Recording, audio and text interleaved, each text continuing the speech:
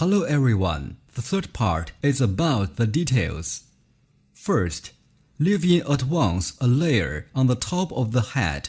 Take a width of 5 cm and thickness of 0.5 to 1 cm, and pinch the hairpiece with left hand, but it cannot be too far from the scalp.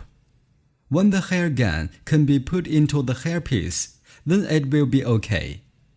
The hair gun shall be connected with the hairpiece and then connect with the scalp without any gap.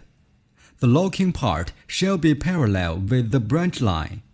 The hairpiece in left hand shall also connect with scalp without any gap, and then swirl slightly to connect with the hair gun.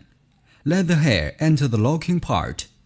Okay, at this moment, do not move your left hand and press with your right hand until finish hair extension.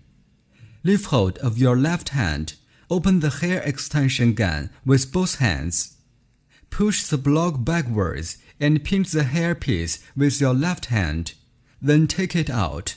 The hair extension is finished.